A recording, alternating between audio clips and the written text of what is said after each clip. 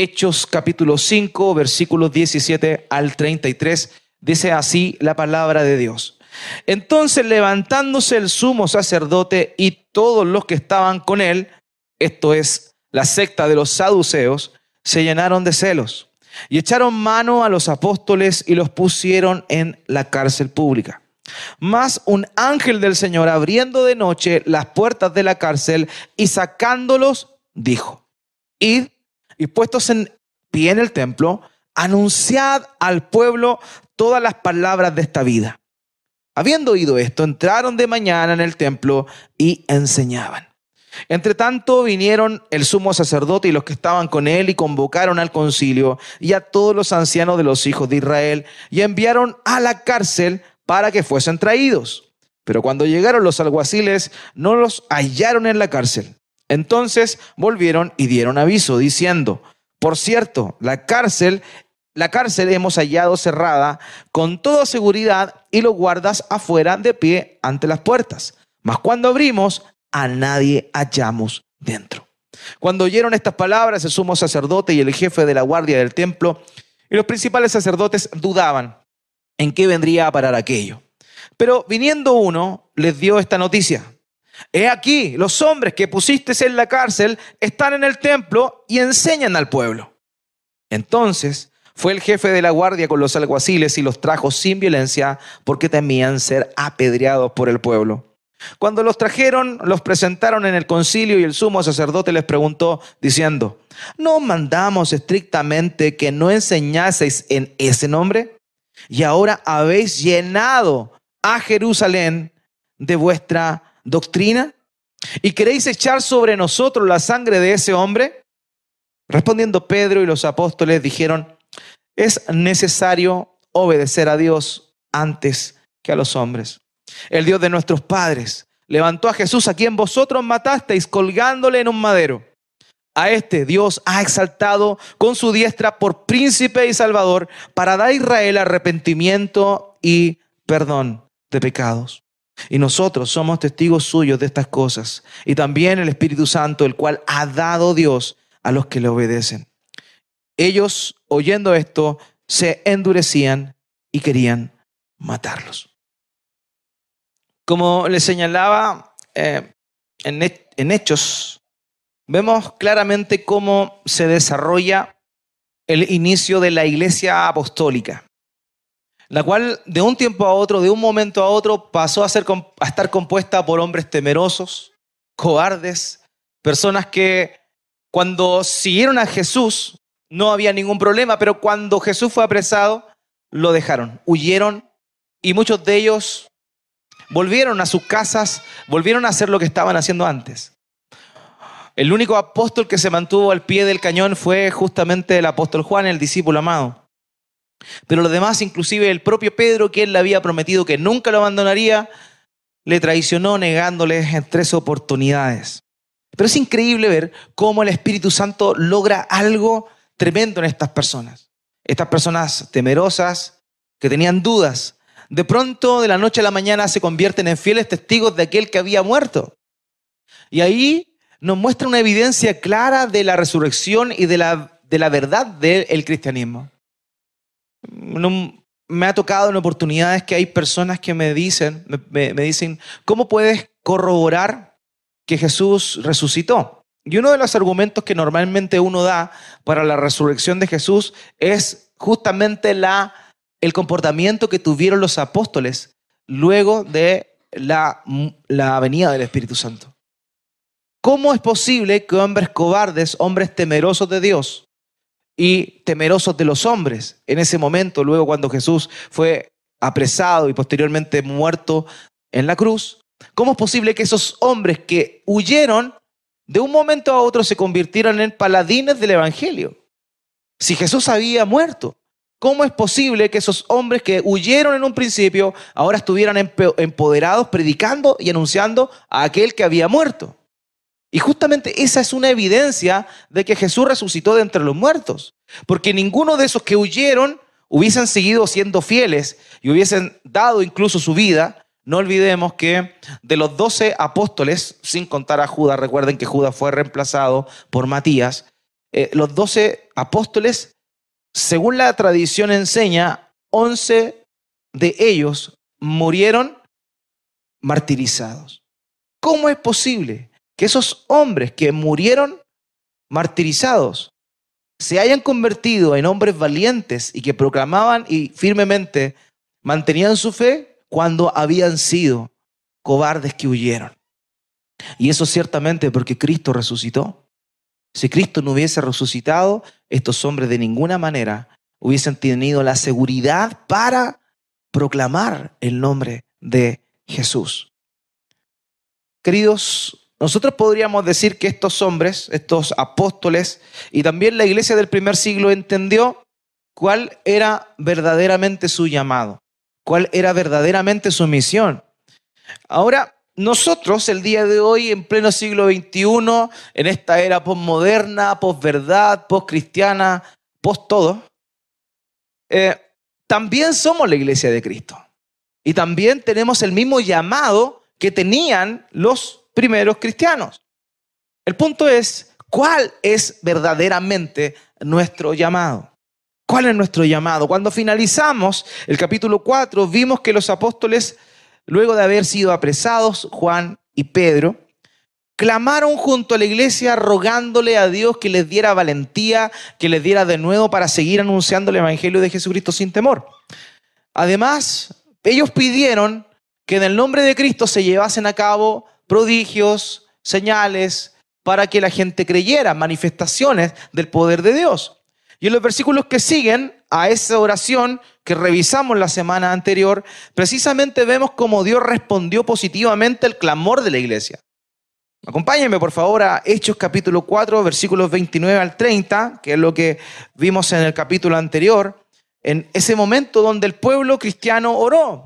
Dijo así: ahora, Señor, considera sus amenazas y permite que tus siervos hablen tu palabra con toda confianza, mientras extiendes tu mano para que se hagan curaciones, señales y prodigios mediante el nombre de tu santo siervo Jesús.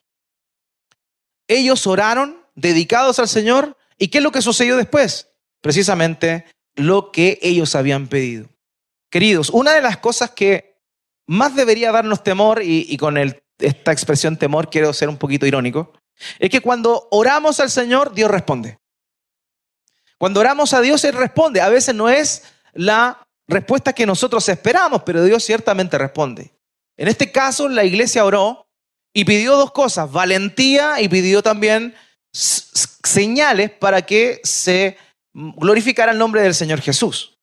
¿Y qué fue lo que pasó? Precisamente eso. En primer lugar, ellos comenzaron a predicar valientemente. Lo vimos la semana pasada. La gente, cuando Pedro pasaba, se tiraba a la sombra de Pedro y quedaba sana. Eso era claramente una evidencia, una manifestación del poder de Dios. Dios estaba cumpliendo lo que ellos habían pedido en oración. Y también ahora nos encontramos con un momento crucial, donde lo que habían pedido queda puesto en juicio. Ellos pidieron valentía para proclamar el nombre de Jesús. Y ahora viene la hora de probar si realmente tienen valentía o no tienen valentía. Muchas veces nosotros oramos y pedimos a Dios cosas. Pedimos a Dios: dame más paciencia. Pero de pronto empiezan a venir situaciones difíciles y empezamos como: ¡ay, Dios, ¿por qué me manda estas cosas? Si yo pedí paciencia, ¿por qué? Y yo no tengo paciencia. Precisamente por eso. Porque si no te manda pruebas donde quede de manifiesto si tienes paciencia o no, ¿cómo vas a saber si has crecido en ese punto? Querido, Dios responde nuestras oraciones. Y Dios, siempre que pedimos algo para su gloria, pone que oportunidades para que eso que estamos pidiendo se pruebe. Si no, no pasa nada. Entonces, cuando le pedimos a Dios: Señor, ayúdame a ser fiel a ti, ayúdame a amarte a ti, y justo vienen tentaciones que tú eres débil. ¿Por qué? Porque Dios permite que eso suceda para probar si tu oración ha sido contestado no. Y para que tú veas, en realidad he resistido ante esa tentación. Ahora Dios me ha ayudado y ha respondido a mi clamor. Queridos, de eso se trata. Dios responde y a su iglesia responde cuando su iglesia está unida a Él, cuando su iglesia está enfocada en lo que Él quiere que nosotros hagamos. Los apóstoles habían pedido eso. Los apóstoles habían pedido denuedo, valentía, coraje, habían pedido señales y eso precisamente era lo que estaba sucediendo. Por eso, queridos, nunca olvidemos que Dios responde nuestra oración. Partamos por eso, partamos por esa premisa. Una iglesia que ora es una iglesia que Dios dispone para la misión, para cumplir la misión. Ahora, en los versículos anteriores vimos, ¿cierto?, cómo Dios respondió con señales, prodigios. Y hoy vamos a ver esa segunda parte, cómo Dios les respondió otorgándoles el valor, el denuedo que ellos necesitaban. El sermón de este día tiene por título El verdadero llamado de la iglesia, amados. El verdadero llamado de la iglesia. Y conforme a estos pasajes que hemos leído, vamos a ver 3 llamados que Dios hace a su iglesia. 3 llamados que Dios hace a su iglesia. En primer lugar, un llamado a ser una iglesia obediente. Eso es lo primero. Un llamado a ser una iglesia obediente. Luego, un llamado a ser una iglesia que enseña. Una iglesia que enseña. Y en tercer lugar, el llamado a ser una iglesia admirada. El texto comienza diciendo que después de las curaciones de Pedro, sucedió que los saduceos, quienes eran parte de los principales sacerdotes del pueblo, los sacerdotes eran una casta que provenía de los hijos de Aarón, no olvidemos aquello. Leví tuvo 3 hijos, Coat, Gersón y Merari, y una de esas tribus, ¿cierto?, fue de los descendientes fue apartado para que los descendientes de Aarón se convirtieran en sacerdotes. Ahora los sacerdotes en ese tiempo habían formado, no todos eran parte, pero en su mayoría sí, habían formado la secta de los saduceos. Los saduceos porque venían de un sacerdote que se llamaba Sadoc, el cual le da el título a la secta. Y una de las particularidades que los saduceos tenían era que tenían gran poder político. Ellos de alguna forma habían sido apitutados para estar ahí por el gobernador romano. No olvidemos que todo esto, este contexto, está bajo el Imperio Romano, cuando la Judea está dominada, subyugada por los romanos. Pero los romanos llegaron a un acuerdo político con los sacerdotes, que eran muchos de ellos los líderes de la iglesia, y eran amiguis. Entonces ellos tenían poder político porque tenían contacto directo con los romanos, en este caso particularmente con el pretorio, con el gobernador o procurador romano que era Poncio Pilato, que había sido el monigote que finalmente condenó en virtud a todas las presiones a Jesús a la crucifixión. Entonces nos encontramos con los saduceos, y los saduceos, al ver el impacto que estaban teniendo los discípulos, les dio celos. Les dio celos porque así como Jesús había provocado un impacto en el pueblo, los saduceos y los fariseos, 2 grupos que no tenían cosas en común, pero tenían cosas transversalmente diferentes, se unieron para matar a Jesús. Ahora vemos como nuevamente los saduceos les llama la atención la iglesia, lo que está pasando con la iglesia, lo que está sucediendo con la iglesia. Entonces ellos se sintieron celosos y mandaron a tomar presos a los apóstoles, y pasó algo tremendamente maravilloso. Ellos fueron tomados presos y un ángel viene y los saca. Lo interesante de esto es que cuando llegan los soldados al otro día a buscar a los discípulos, aquí quiero hacer un paréntesis, la Reina Valera dice Pedro y Juan son tomados presos de nuevo, pero en realidad no dice que fueron Pedro y Juan. En el episodio anterior está Pedro y Juan, aquí dice Pedro y los apóstoles. O sea, estaban todos metidos ahí. No solamente Pedro y Juan, todos fueron tomados presos. Y dice el texto aquí que cuando fueron a buscarlos estaba la puerta cerrada, estaban los guardias y no había nadie adentro. O sea, aquí vemos la obra sobrenatural de Dios teletransportando a estos hombres fieles desde la cárcel hacia afuera. Pero les dio un mandato el ángel que los sacó y les dijo lo siguiente: vayan a enseñar al templo. Eso fue el mandato y los sacó de ahí. Vayan a enseñar al templo. Y lo que sucedió precisamente el día después fue eso. Los apóstoles fueron al templo y enseñaban. Y aquí nos podemos encontrar con esta primera figura importante de una iglesia que obedece al mandato de Dios. ¿Se acuerdan? Yo les dije, el libro de los Hechos es descriptivo, pero es prescriptivo cuando hay un mandamiento. Si hay un mandamiento directo de Dios, es un mandamiento para todos. Y Él les dijo a sus apóstoles, vayan al templo, al lugar donde se reunían, y enseñen al pueblo. Y eso fue justamente lo que nació, lo que sucedió. Lo que nació de su corazón fue obediencia. Hermanos, siempre cuando obedecemos a Dios, Dios nos lleva a ser útiles en la misión. Obediencia a Dios es utilidad ante la misión. Si tú eres obediente a Dios, Dios te va a usar. Y Dios te va a llamar a ser usado. Y eso es lo que sucede. Ahora, cuando hablamos de misiones, normalmente nuestra mente vienen imágenes o figuras de personas que salen de su tierra natal, se van a otros lugares, ¿cierto? Y llevan a cabo la misión de predicar el evangelio. Pero la misión no tiene que ver con eso, aunque lo incluye. La misión es proclamar a Jesús donde Dios te ha puesto. En este caso, los apóstoles ni siquiera habían salido de Jerusalén todavía. Sin embargo, ya estaban llevando a cabo la misión. Y ahí está el punto. Estar en misión significa estar dispuesto a proclamar el nombre de Jesús en cualquier lugar donde Él te haya puesto y ser obediente a eso. Y ahí está nuestro primer punto, hermanos.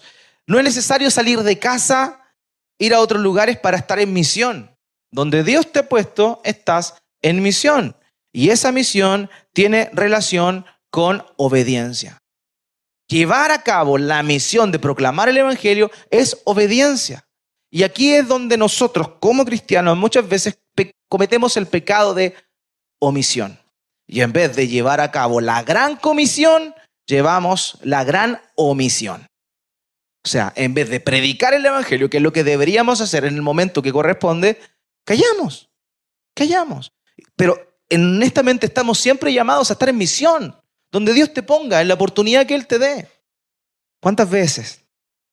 Luego de haber tenido todo en bandeja para poder anunciar el evangelio a alguien que está pasando por una necesidad y que necesitaba oír palabra de Dios, no lo hacemos y nos sentimos culpables cuando se acaba esta oportunidad.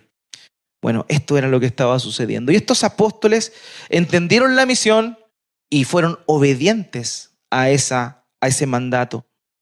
Ahora, luego de haber pedido ser valientes, ellos prosiguieron en esta misión de anunciar el evangelio. Y en Hechos 4:18 vemos lo que había sucedido antes, cuando ellos fueron llevados frente a los líderes de la ciudad y estos le ordenaron que no siguieran enseñando. Acompáñame por favor ahí en Hechos 4:18, donde dice, cuando los llamaron, les ordenaron no hablar ni enseñar en el nombre de Jesús. Esto pasó antes de lo que vemos ahora. Antes, a ellos se les prohibió enseñar en el nombre de Jesús. Y aquí está el otro punto. Cuando estamos en misión, cuando somos una iglesia obediente, en muchas oportunidades nos encontraremos en contra de lo que las autoridades civiles dicen. Mi hermano recién hablaba de una propuesta de ley, porque no es ley, es una propuesta de ley que se está instaurando por parte del partido ultraortodoxo en Israel. Ultraortodoxos son judíos radicales y ellos elaboraron esta ley que va a ser votada. Ellos dicen que no se puede hacer proselitismo religioso, particularmente el cristianismo, particularmente el evangelio, no puede ser predicado a nadie. Ahora, si se le predica a un mayor de edad, 1 año de cárcel. Si se le predica a un menor de 18, 2 años de cárcel. Esa es la propuesta de ley. Pero esto no es muy distinto a lo que vemos aquí, que hicieron las autoridades con los propios apóstoles. Ahora, a nuestros hermanos que se encuentran en Israel, la iglesia de Cristo que está allá, porque allá hay iglesia de Cristo también, ¿qué es lo que ellos deben hacer? ¿Cómo ellos deben actuar? ¿Se van a callar? ¿Van a ser respetuosos de la autoridad civil porque lo están ordenando? Evidentemente no, porque en la obediencia a Dios muchas veces vamos a tener que traspasar y vamos a entrar a la desobediencia civil.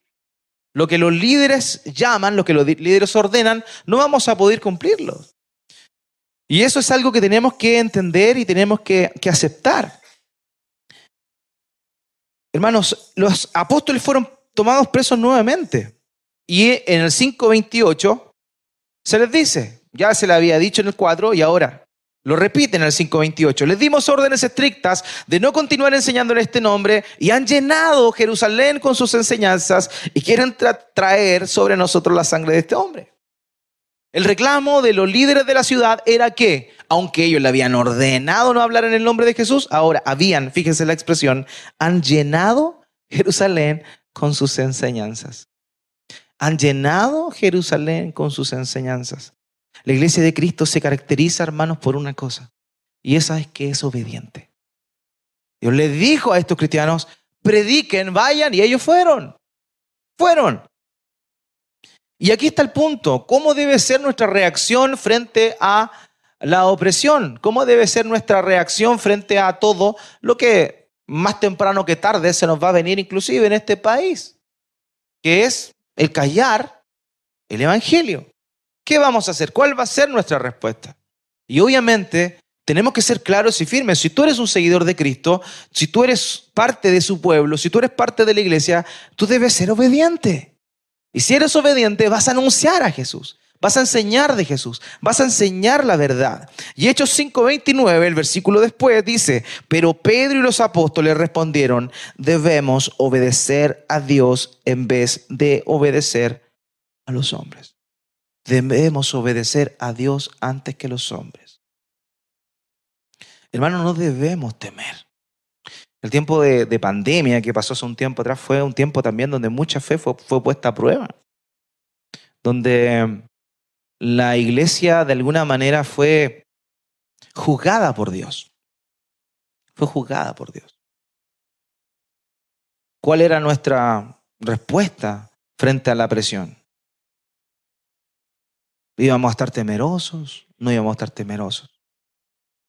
Íbamos a estar asustados porque podían pasar los carabineros y ver que estábamos en la plaza y nos podían, no sé, llamar la atención. Yo les dije en un momento, si los carabineros me multan, tengo un problema, que no la pienso pagar. No la pienso pagar. No importa, porque estamos anunciando a Jesús y no podemos callar lo que Él nos ha mandado a hacer. Así que debemos entender que lo único que necesitamos para llevar a cabo la misión es obediencia. Obediencia. Pidamos valor a Dios, Él nos lo dará. Pero junto con el valor nos va a dar también oportunidades donde nuestra fe sea puesta a prueba. ¿Estamos en un mundo hostil o no? Estamos en un mundo en donde todo se está bombardeando para el secularismo. El secularismo ya está instaurado, pero de alguna forma todavía quedan vestigios del cristianismo dentro de la sociedad. Pero cada vez se nos ataca más, cada vez nuestra fe es atacada y por eso necesitamos tener claro que para llevar a cabo la misión necesitamos ser obedientes a Dios. Y así de simple. Y esa obediencia a Dios tiene consecuencias, pero por sobre todo, hermanos míos, tiene bendiciones. Quiero contarles la historia de una mujer llamada Amy Carmichael. Amy Carmichael fue llamada por Dios a una edad temprana. Ella sintió un fuerte deseo de dedicar su vida a las misiones. Y ese llamado la llevó a ella a la India. Cuando llegó a la India, se dedicó a rescatar a niñas y jóvenes que eran vendidos como esclavos sexuales en los templos hindúes. Y a pesar de la oposición que había, a pesar de que las autoridades y la cultura local avalaban eso, ella sola, una mujer, en el año 1890, estaba yendo contra la corriente, yendo contra cultura. Ella enfrentó amenazas de muerte, tuvo accidentes brutales que coartaron su trabajo, pero ella nunca se rindió ante la misión que ella sentía que Dios le había llamado. Fundó un hogar llamado Dohnavur Fellowship en el sur de la India, donde cuidaba a más de 1,000 niñas y jóvenes que habían sido sacados de la esclavitud sexual de los templos hindúes. Ella fue obediente hasta los pequeños detalles de su vida. Se dedicaba a la oración, meditaba todo el día, era conocida por su humildad, por su disposición. Y ella incluso llegó a renunciar a sí misma, permaneció soltera con el fin de llevar a cabo el llamado que ella sentía que Dios le había dado. Ella llegó a la India en el 1895 cuando tenía 27 años, pasó más de 50 años ahí, murió el 18 de enero de 1951 a los 83 años. Hermanos, qué increíble es notar cuando alguien entiende que su misión, la misión que Dios le ha dado, debe ser obedecida. Si Dios nos llama, si Dios nos da algo, tenemos que ser obedientes a eso. Y la iglesia cristiana tiene un llamado a ser una iglesia obediente. Debemos ser obedientes. El Señor Jesús dijo en Juan 14:23, si alguien me ama, guardará mi palabra. Y mi Padre lo amará y vendremos a Él y haremos morada con Él. Amar a Dios no es decirle a Dios te amo. Amar a Dios es obedecer. Obedecer. Y ahí está el punto. Nos cuesta tanto obedecer. Porque tenemos temores en cuanto hablamos de la misión. Pero también nos cuesta obedecer en cosas primarias, en cosas básicas. Porque somos rebeldes por naturaleza y aunque el Espíritu Santo está trabajando en nosotros, aún así nos cuesta. Pero debemos entender que el verdadero amor de Dios se manifiesta plenamente en las personas que obedecen. Hermanos, seamos obedientes. Si Dios te dice no es aquí, no es aquí. No es aquí. ¿Por qué? Porque Él tiene para nosotros algo. Si Dios te dice no hagas esto, no lo hagas. Ese es nuestro llamado. Juan, el mismo escritor del Evangelio, dice en 1 de Juan, capítulo 2, versículo 3, y en esto sabemos que lo hemos llegado a conocer si guardamos sus mandamientos. ¿Cómo puedo yo saber si yo soy alguien que conoce a Jesús? Si soy alguien que conoce verdaderamente a Dios. Sencillo. Si guardo sus mandamientos. ¿Cómo puedes saber tú si conoces a Cristo? Si guardas sus mandamientos. Ahora, ¿te equivocas? Sí. ¿Me equivoco? Sí. Pero la tendencia de nuestro corazón es a la obediencia. Y ahí está el punto. Debemos ser obedientes. La iglesia de Cristo es una iglesia que se caracteriza por la obediencia, pese a que tengamos de pronto que oponernos a lo que la autoridad civil señala. A lo que la autoridad civil señala. Hay un dicho que dice en inglés, no pain, no gain. Que si no sufres, no ganas. Está normalmente asociado al deporte. Si no vas al gimnasio, si no transpiras, si no sudas, si no te duele, no va a pasar nada. No sé cuánto de ustedes le ha pasado que lleva un tiempo sin hacer actividad física y de pronto se pone a correr muebles, se pone a hacer aseo en el patio y le duele todo. Bueno, eso pasa por el ácido láctico que se produce, ¿cierto?, en los músculos, producto de que no se movían y había movimientos que no hacían. Bueno, para que haya ganancia tiene que haber dolor. No pain, no gain. Pero yo quiero jugar un poquito con ese término. El dicho del discípulo de Cristo, de la iglesia de Cristo, debería decir, no obey, no pain, no gain. Obey significa obedecer. Si no obedecemos, no hay dolor, ni tampoco ganancia. En la obediencia, hermano mío, está la bendición.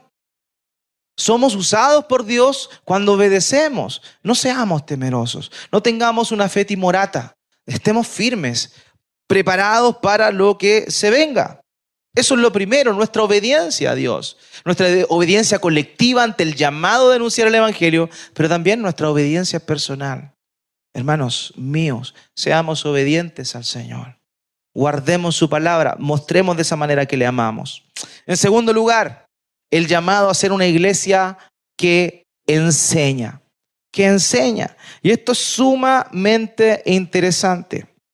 Fíjese lo que dice Hechos 5:20. Cuando el ángel le dice a ellos, los saca de la cárcel y los encomienda. Dice, vayan, preséntense en el templo y hablen al pueblo todo el mensaje de esta vida. Preséntense ante el pueblo y hablen todo el mensaje de esta vida. Aquí es interesante porque los apóstoles podrían haberse confundido. Ellos, según se manifiesta en los versículos anteriores, habían estado realizando muchas señales, muchos prodigios. Señales milagrosas se estaban llevando a cabo. Ellos podrían haber pensado, con esto es suficiente. Con esto es suficiente porque la gente está viendo el poder de Dios. Pero no era suficiente. No era suficiente. Ellos tenían que hablar. Ellos tenían que anunciar a Jesús. Y ahí está el punto. Hermanos, no se trata solamente de hacer cosas que Dios nos manda, sino que anunciar que las cosas que estamos haciendo tienen que ver con el mensaje de Jesús. Eso es el punto fundamental aquí. Muchos dicen, bueno, yo no voy a predicar de Cristo, pero voy a vivir a Cristo.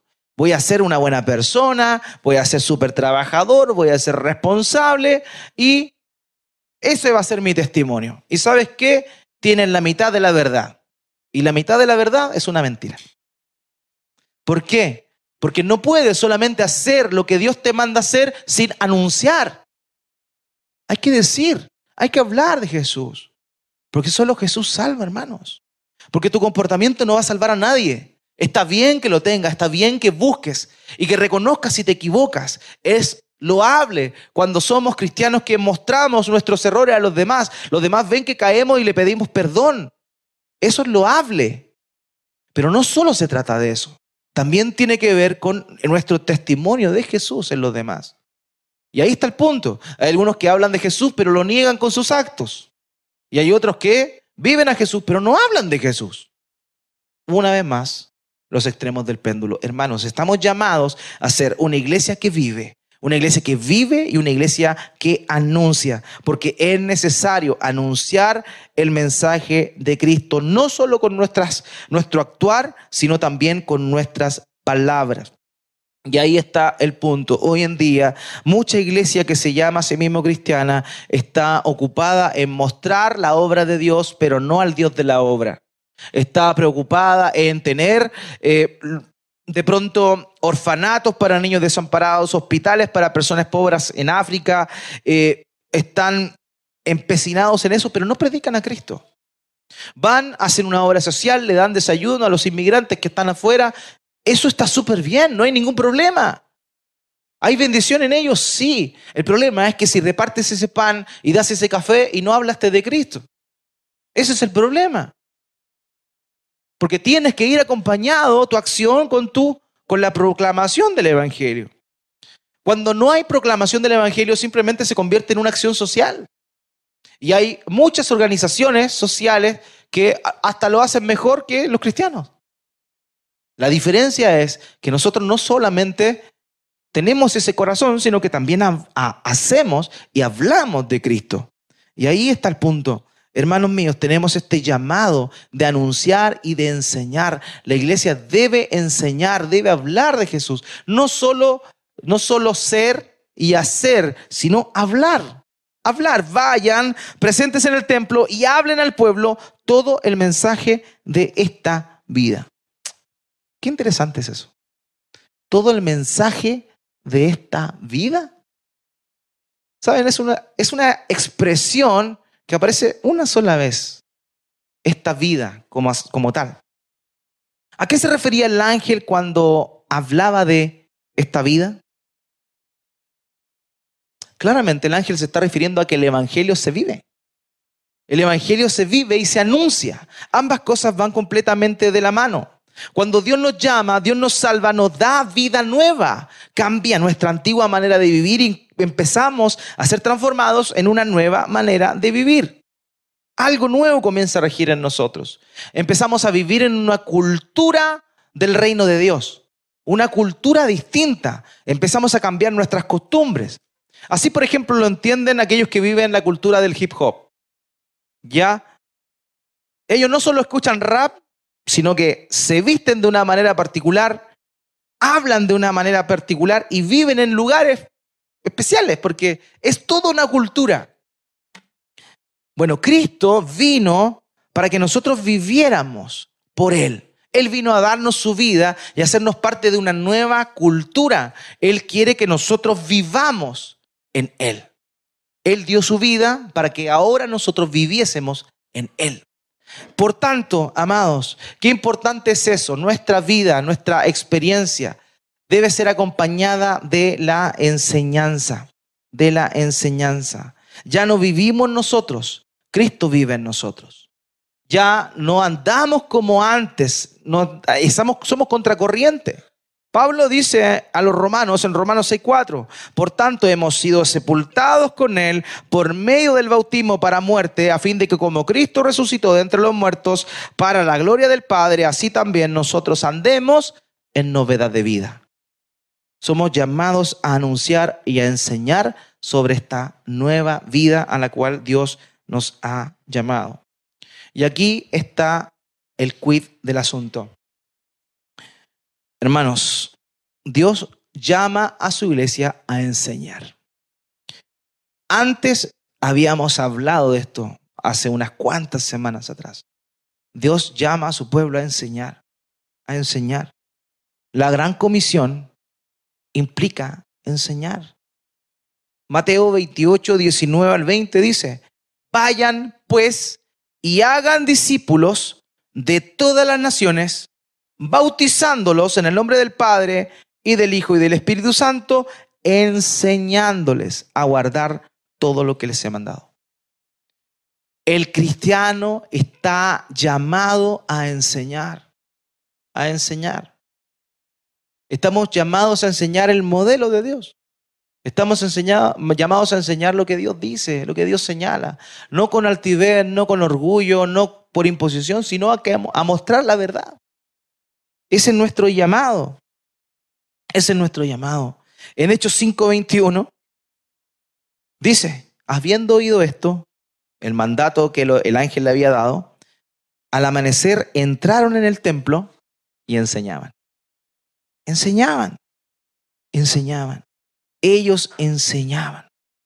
La iglesia tiene una labor fundamental, hermanos, y es la enseñanza. La enseñanza. Y hay mucha iglesia que se llama iglesia que no enseña. Se paran verdaderos coach motivacionales adelante a decir, tú puedes, pídele a Dios, Dios te va a contestar, Dios te va a responder, y eso es todo. Y amén. Pasemos la ofrenda. Pero no hay enseñanza. Cuando el llamado es enseñen. Hacer discípulos implica enseñanza. Enseñen, enseñemos. Eso es. Y aquí está el punto. Muchos tienen problema con este concepto de enseñanza, con este concepto de doctrina. Desde los púlpitos se habla cualquier cosa, pero siempre se abstienen de hablar de doctrina, porque es una palabra que dicen muchos divide. Pero la palabra doctrina es la palabra griega que se traduce literalmente como enseñanza. Por tanto, cuando hablamos de doctrina, estamos hablando de enseñanza. La iglesia fue llamada a enseñar doctrina. Doctrina. R.C. Sproul dijo, alguien que no está predicando doctrina, no está predicando cristianismo. Sin embargo, muchos hoy están inmersos en la idea perniciosa de que la doctrina no es buena para los cristianos. La doctrina es lo que nosotros necesitamos. La doctrina es cómo debemos vivir, lo que debemos creer para que podamos vivir. Necesitamos la doctrina, necesitamos la sana doctrina que proviene de la palabra de Dios. Y por eso es necesario que entendamos que tenemos un llamado como iglesia a enseñar. A enseñar bien lo que Dios dice. Y esto es tremendo, hermanos. Somos llamados a enseñar. Yo me he encontrado con un montón de casos donde personas están sumamente confundidas en cuanto a lo que Dios enseña y lo que Dios lo enseña.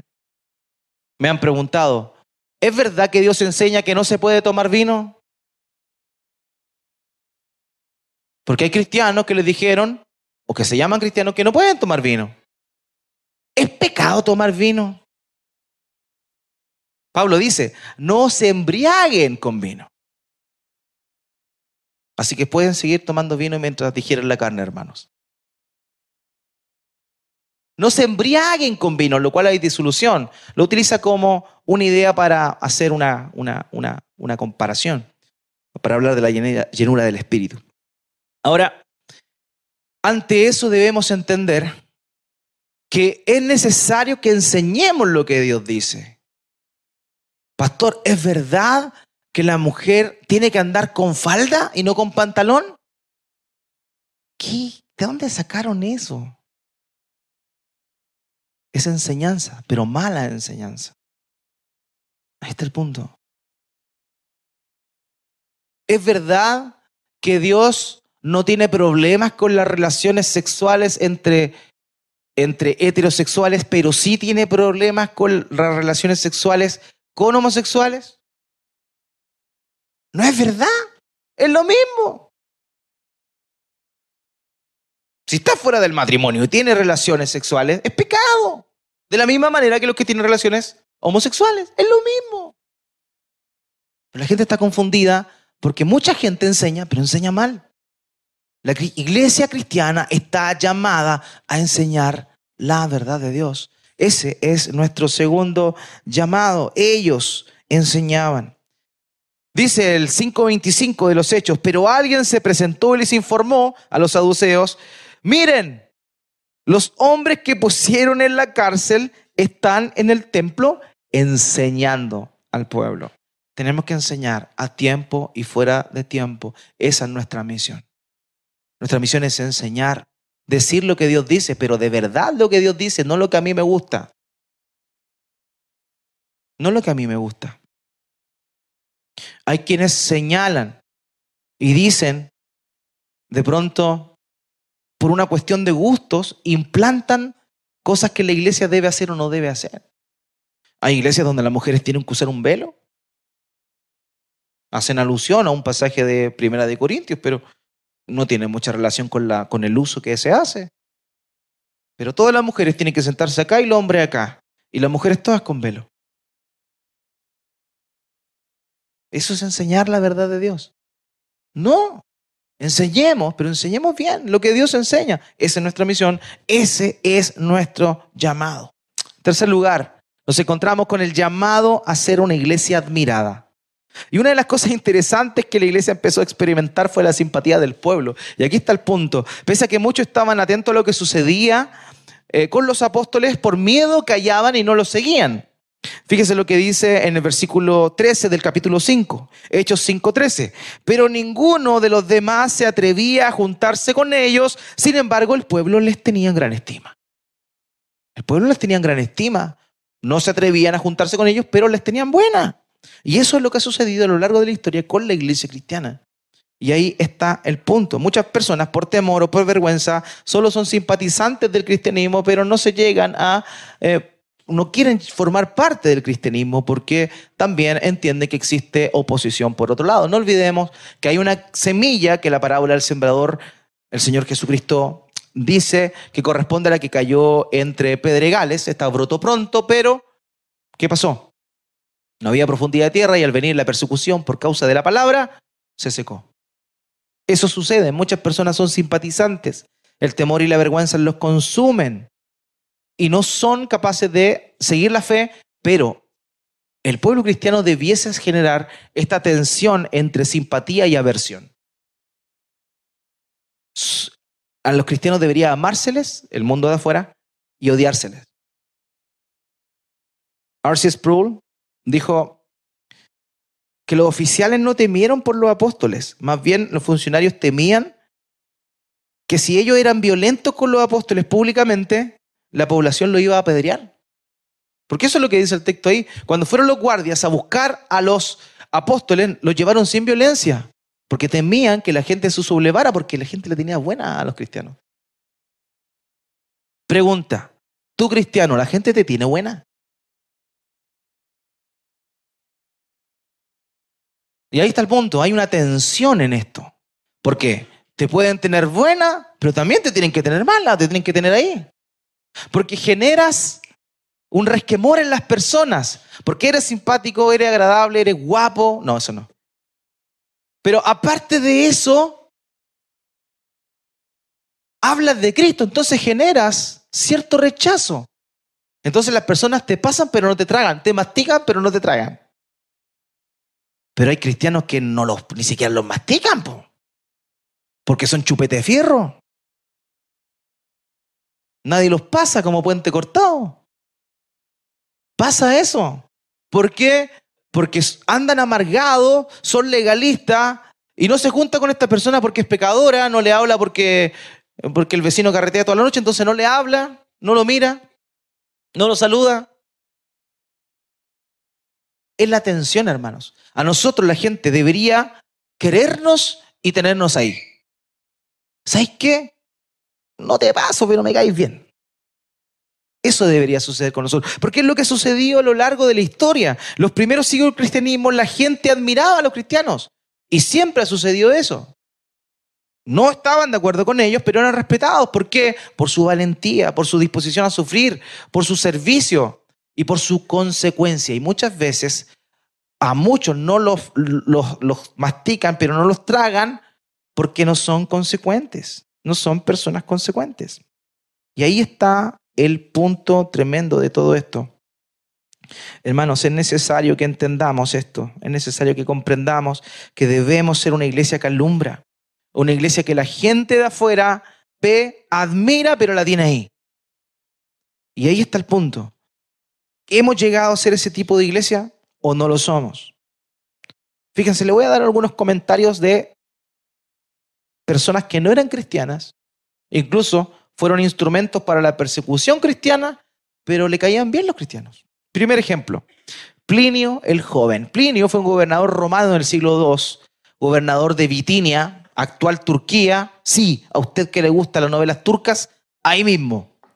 Plinio el Joven fue un gobernador romano en Turquía, que en su carta al emperador Trajano expresa su admiración por la moralidad y la disciplina de los cristianos.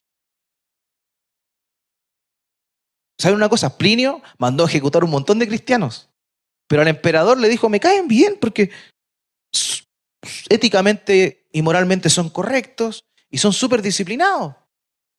Ya, manda a cortarle la cabeza. Pero le caían bien. Lo mismo pasó con el propio Herodes, ¿se acuerdan? Cuando le piden la cabeza de Juan el Bautista, él como que no se incomodó porque es verdad, Juan le gritaba, pecador, deja a la mujer de tu hermana, de tu hermano, pero le tenía buena, no quería matarlo. Era buen chato Juan. Eso pasa también con nosotros los cristianos. Julián el Apóstata, miren el nombre del emperador, Julián el Apóstata.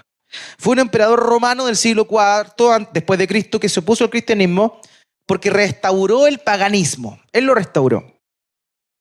Y en una carta a un sacerdote pagano, Julián escribió, los galileos, refiriéndose a los cristianos, nos cuidan mejor que nosotros mismos. Los cristianos siempre han producido controversia, aversión y admiración al mismo tiempo por parte de la gente que no comparte nuestra fe. Si solo nos admiran, probablemente es porque somos tibios, les decimos que todo hacia a la gente y que están bien en todo y le aplaudimos todas sus tonteras. Si no nos pasan con nada, es porque probablemente somos muy legalistas, no tenemos misericordia de las personas, no les amamos.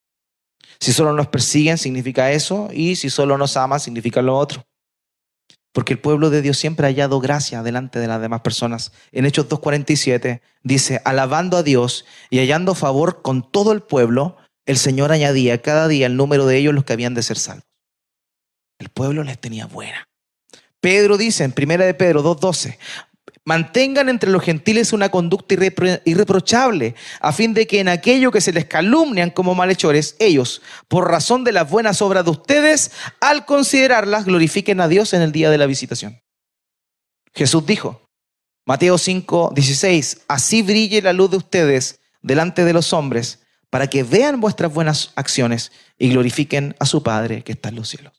Hermanos, el llamado de la iglesia es un llamado a ser una iglesia llena del Espíritu Santo, que es usada para su gloria, que se convierte en una iglesia que obedece sus mandamientos y, aunque venga oposición, que se convierte en una iglesia que enseña al mundo la voluntad de Dios, aunque sea contracorriente, y es una iglesia que, pese a la opresión, es admirada por quienes oyen el mensaje de vida. La iglesia de Cristo, hermanos míos, tiene un llamado a ser como Cristo. Porque Cristo, y solo Cristo, fue el único